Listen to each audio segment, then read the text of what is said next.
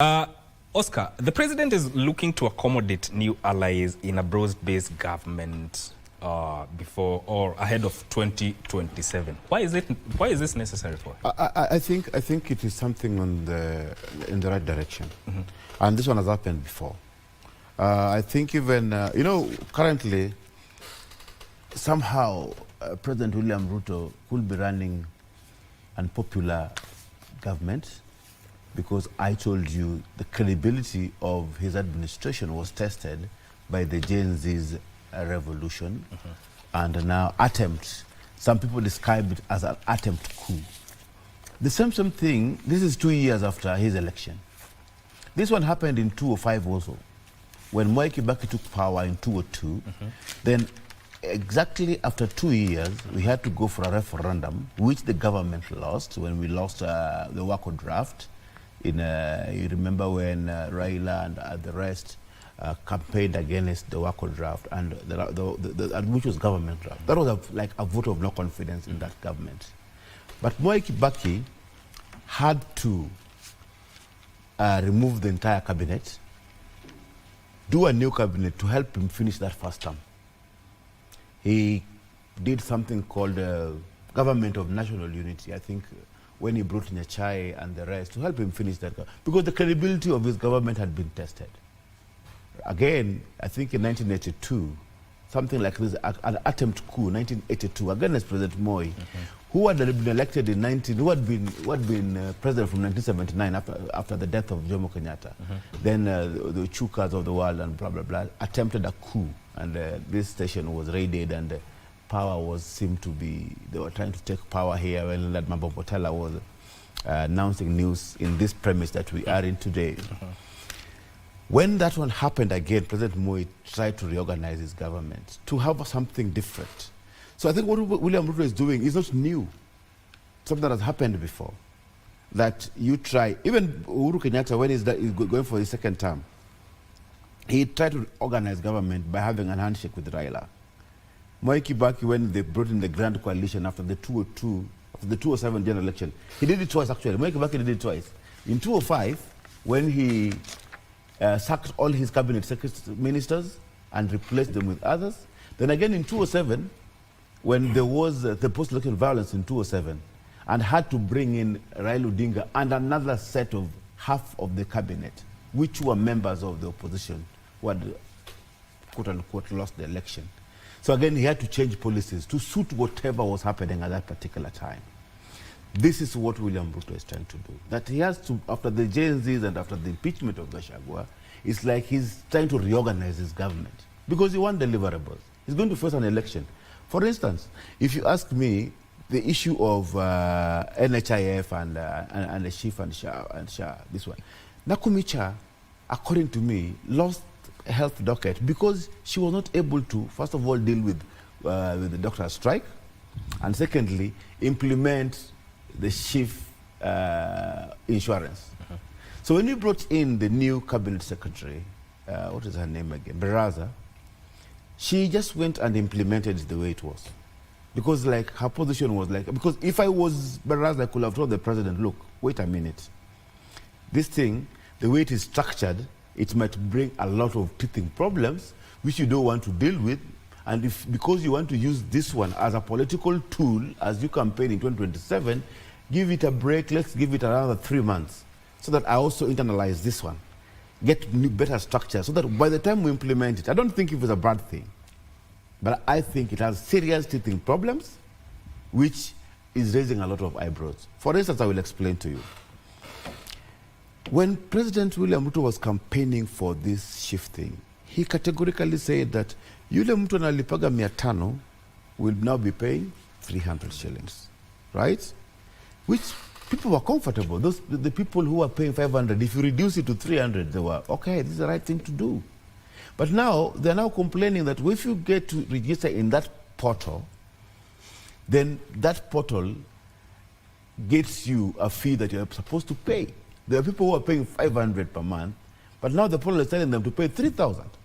Some are being told to pay 1,200. Some are being told to pay 1,600. You know, this is somebody who was told that you'll be paying 300. But now the portal decides because of the narration you give the portal. Then in that narration, the portal decides how much you're going to pay. So you end up paying a sum that you don't know, you didn't plan for, which is a problem for the people. I think this one is going to mess his re-election. But you know, in politics, what you normally do, I always say, you take 5 promises, only 5, then implement 2. Like, for example, President Moi Kibaki took a lot, I think, including free primary education, and implemented free primary education well. So, you know, you stick to that one, that actually, I said I will implement 5, but there were things that I could not implement because of the situation. Otherwise, I did this one. One time when Tony Blair, I think Tony Blair was elected to become the Prime Minister of England, of the UK, he was asked by the media that now you've been elected the Prime Minister, what are you going to do for the English people? And he said, the first thing we're going to do, we have to go back to the English people and tell them that among the promises we made, these are achievable and these are not achievable. Number 1. Because we have to go back. Then we say 10 things, but otherwise, only 5 are achievable. So, you know, you become believable when you do such a thing. But if we cannot even implement this shift thing, I'm wondering how will we go, William Ruto, face the people in 2027 without a strong policy like the health. You know, these are something so dear to the people. Again, at the time that the people are facing such a thing, there's a crisis of life, or crisis of living. Cost of living has really gone up.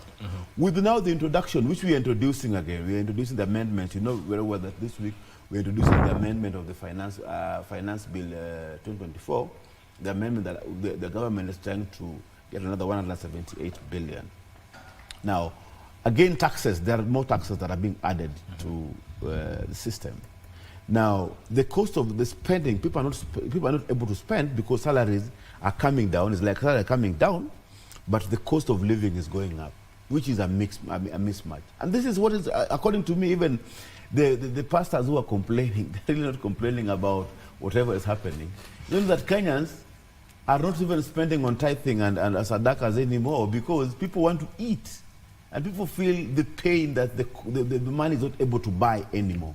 So we need radical decisions. For example, if I will be Mbadi, who is trying to help the president achieve a few things towards the election, just remove things like VAT and a lot of taxes on food, for example. The people are able to eat energy, cost of electricity.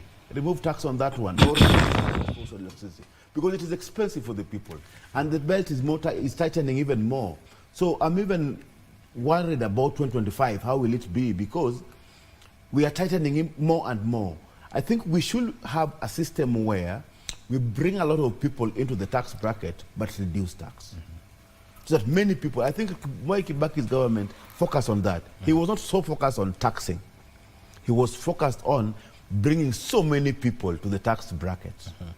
And many people, and reducing the tax, bring so many people, and you can achieve still whatever you want to achieve.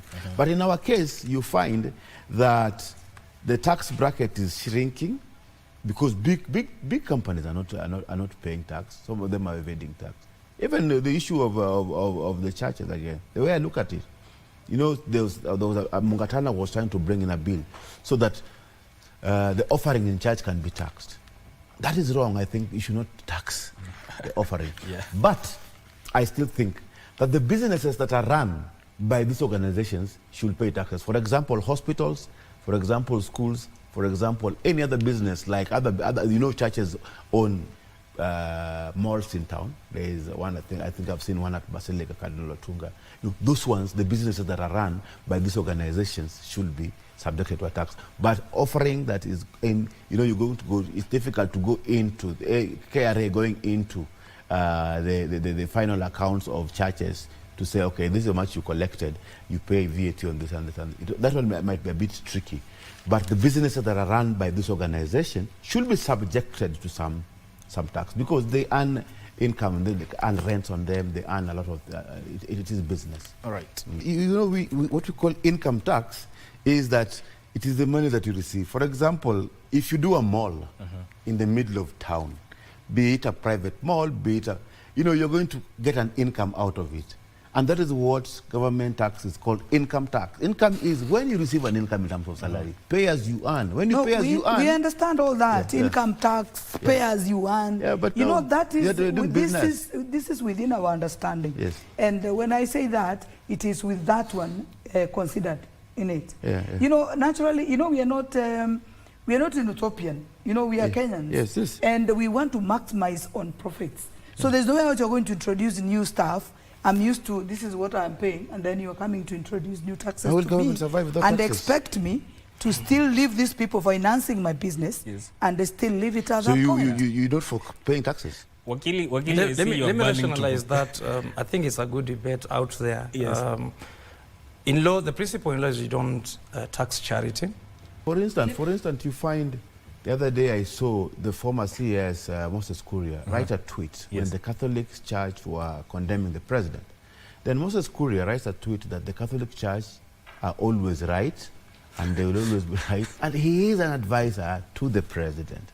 You see, that loyalty is not there. He is not sabotaging whoever is working for. Even if you need to, in a good working system, even if you need to condemn, get away on platforms of doing it.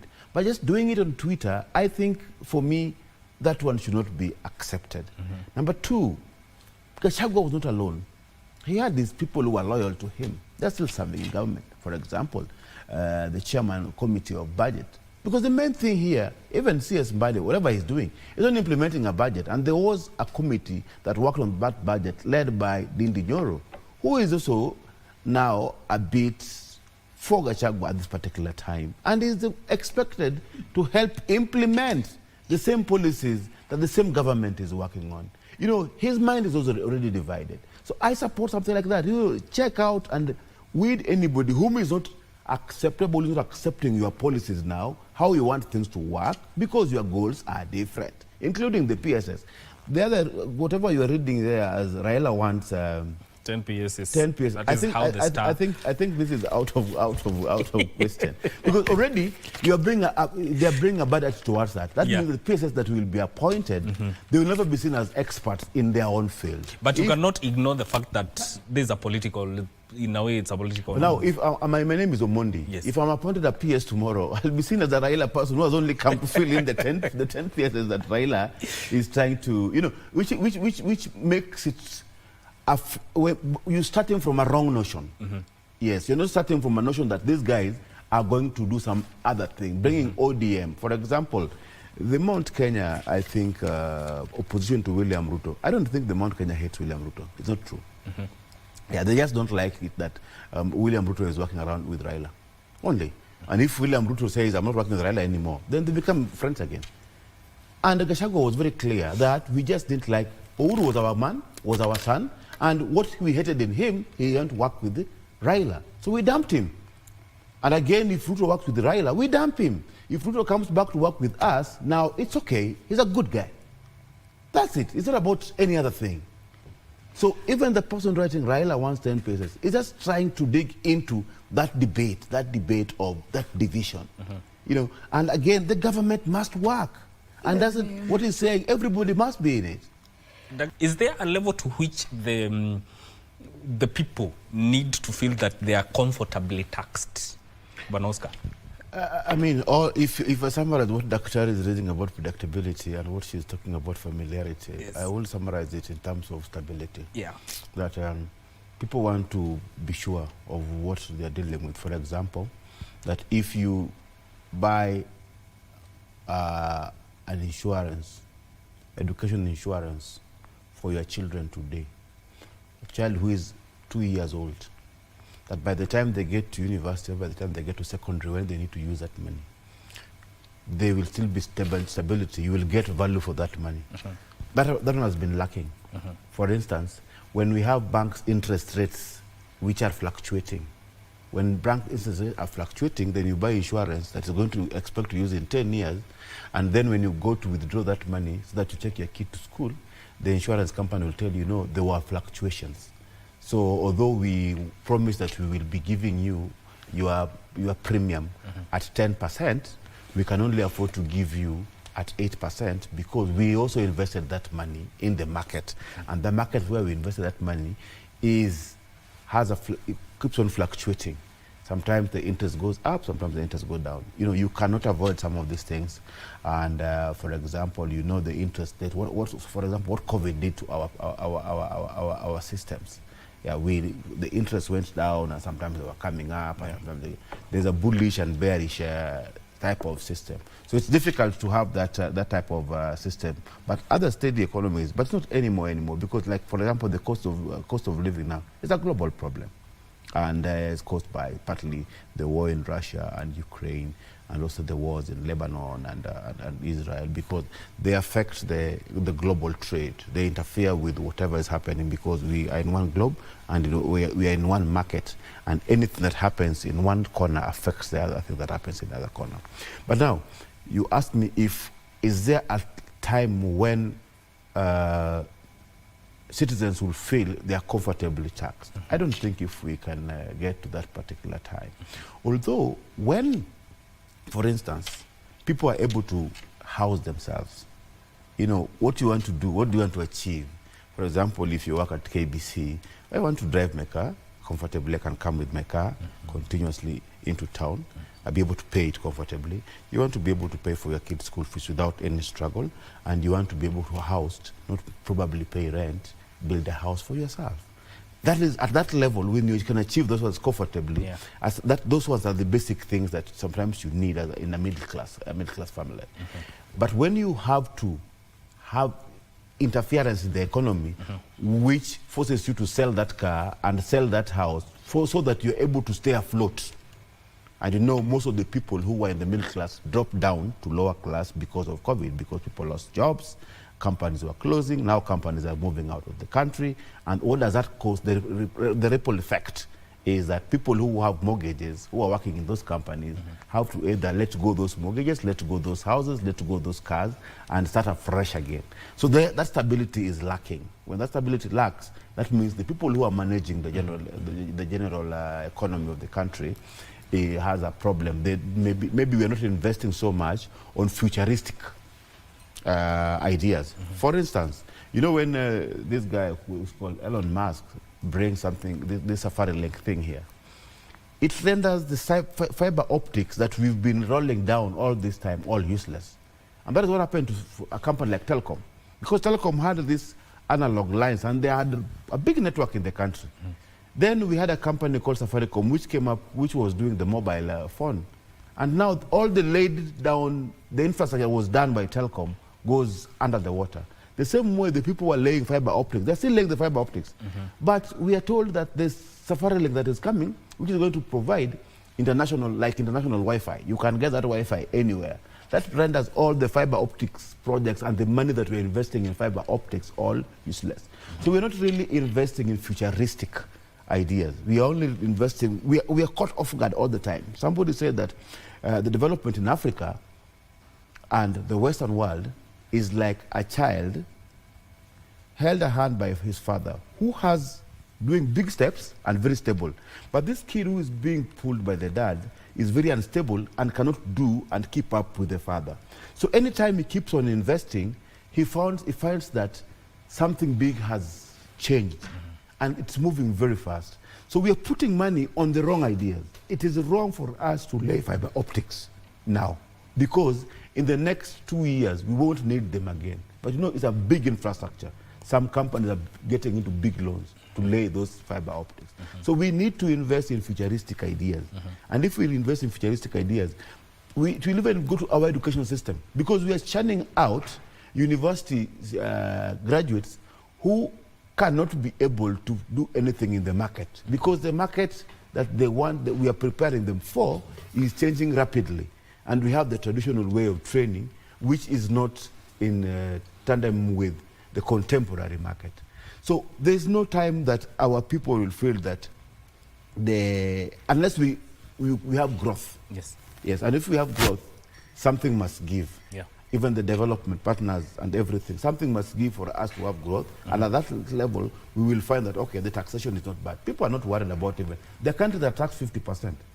But you see, 50% of taxation, but what is the government doing? You find the social benefit system is so huge. People who are not working are paid salaries. The systems there work. The systems work. Are supposed to hear. And I think that is one of the problems that Kenyans raise in terms of where are these taxes going. Isn't that true? Well, yeah. I think that was my argument in the sense that what is this money doing? Where is it going? How much is it? You know? Yeah. You see, and again, the other day I was talking about that. Some of the things that we have a problem, which have failed, for example, the church. The church has failed to provide people with basic moral capital. Those a country without values. If we want to sit down and discuss about femicide, why are women being killed, for example? Get me right. Corruption that we talk about every day. Why are people whom we put in office as experts end up just looting the money and using it for completely different things? You know, when you loot KEMSA, you know you're looting on what? When you loot nets, who are supposed to help people with malaria. When you loot money that is meant for HIV patients, ARVs, when you bring in looting to that level, that means that we are living in a society that has completely gone rogue, a completely that has no values for anything, and the moral capital needs to be put in place by the clergy, the church, who I blame for where we are, because at the beginning you got us here. You got us here because... Oscar, you wanted to add something? Yeah, you know, I'm the one who brought about this debate about moral capital that's supposed to be provided by the church. Yes. Simply because for the first time I'm seeing the church coming hard on government, which I've missed for many years. When we lost, where did we lose the clergy? You know, we had the guitarists of this world, we had Bishop Mugi of this world, we had Okulu of this world, who always came hard on the state. Why? Because even at the first century, the church felt they were above the state in terms of control. And now that is, at the first century, again, I think the church has the responsibility to give guidance to society.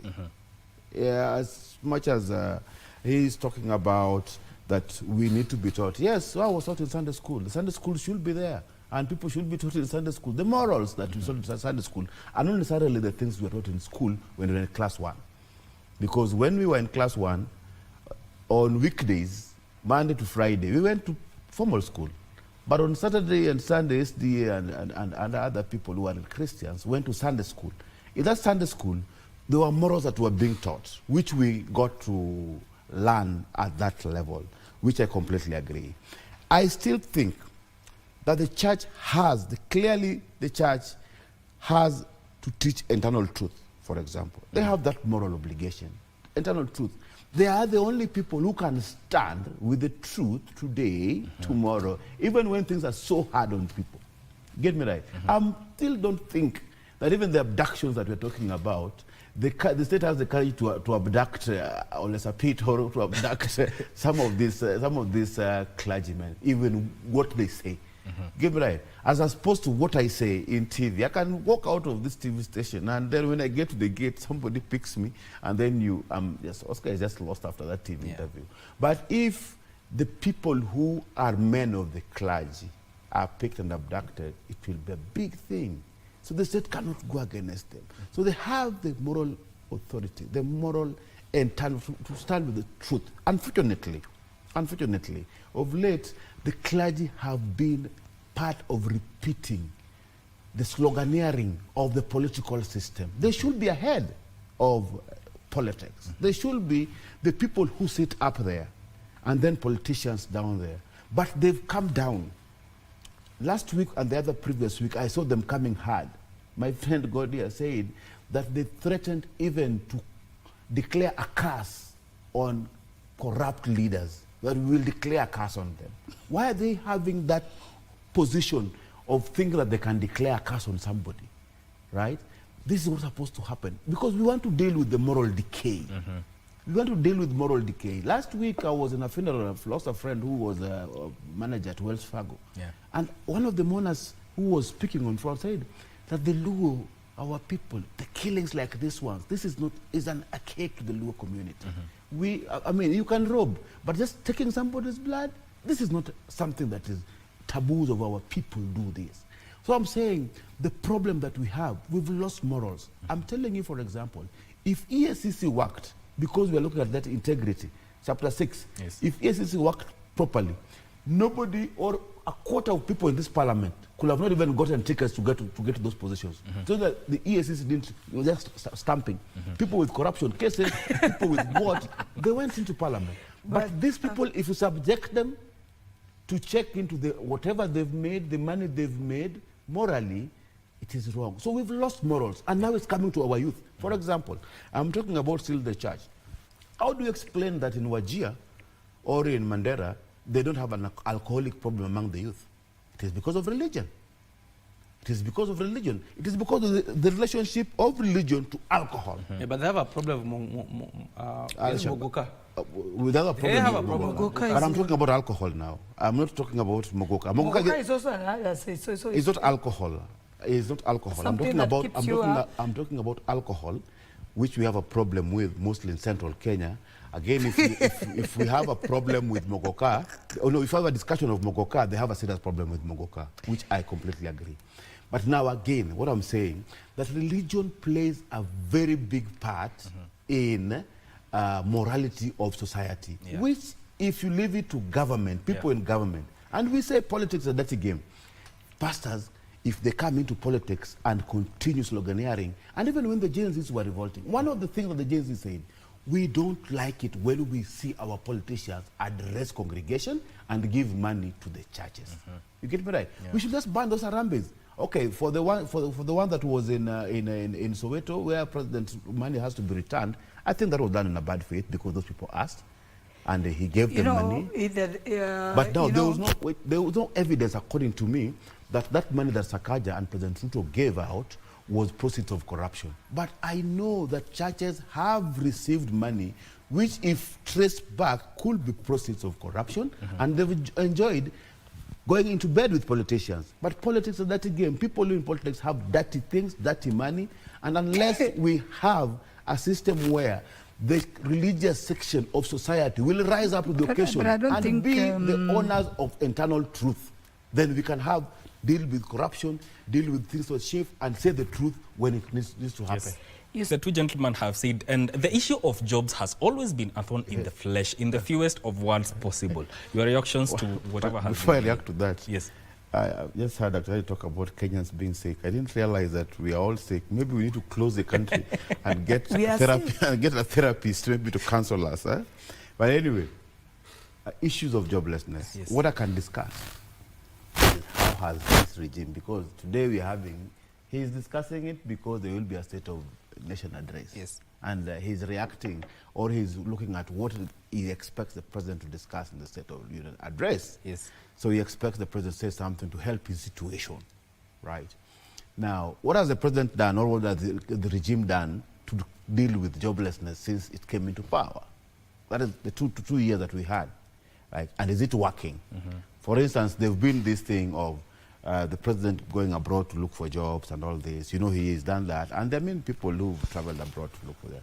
That means that, okay, for the last 2 years, the percentage that has benefited from that type of idea could be 1% or 2%. That means it doesn't really help the percentage of joblessness we have in the country, which we are now, I think we must be at either 40 or 50%, or even more than that now. Countries like welfare states like Sweden and Denmark, I think, are still at 14%. Yeah. America will be like 20%, but we could be at 60%. So that means that unemployment, there are two things also. There's unemployment and underemployment, where you have a station where you have learned so much. Among these young people, I think they have so much knowledge, even if you give them jobs, most of the time they get underemployed because they have so much talent that when you give them, for example, if you give whatever the jobs that are being looked for abroad, what are the jobs? What jobs are they getting? Like domestic workers. You know, some of these guys who go do domestic work jobs are university degree graduates. So if you go and get him a job to work as a domestic worker, you've really underemployed this person. You've given them jobs, yes, but shauri ya moyo, you know, there is not the job that they want to do. Okay. So what needs to happen? First of all, for you to build an economy, make sure that unskilled people, Yes. unskilled people in your state have something to do. This group that is skilled, the ones with the degrees and the ones with the master's degree can take care of themselves. But the unskilled one, the Juakali sector, we have to do radical policy changes. Yes. For example, importation of this finished good from China, it's going to kill just the local industry.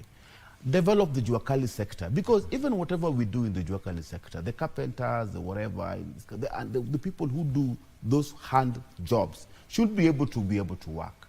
And how do you do that? Is developing, putting intentionally, putting funds into that sector, giving in loans and grants to that sector, developing TVT so that we produce a lot of plumbers, a lot of mechanics, a lot of masonry, a lot of people who are doing that type of stuff.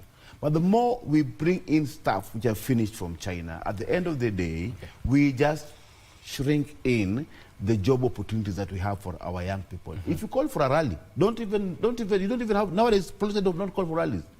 Gachagua just needs to drive into CBD, and within 2 minutes, it's full. People are not working. Raila Odinga needs just to go, drive into Uhuru Park, and within 2 minutes, it's full, because these people are not working. The populations you see in those rallies is so big. When you had the Gen Z revolution here, the population that deserted this town, you will be asked, where have these people been? And are all these people not working? Yes. And why we have serious problems like the Mogoka is talking about and the alcoholic problem? Yes. These are the repercussions of unemployment. Okay. But now what we have to do is, like Trump says, he thinks about America. Close borders, everybody who is bringing things from China, stop it. Let's have jobs here. Anybody who's taking jobs out, bring it back to the country, because we need it here. Okay. I think we need jobs back to the country, and we can do it. Thank you so much for making time to come on Good Morning Kenya and talk about various issues affecting the nation. That is Oscar Onyango, a political analyst.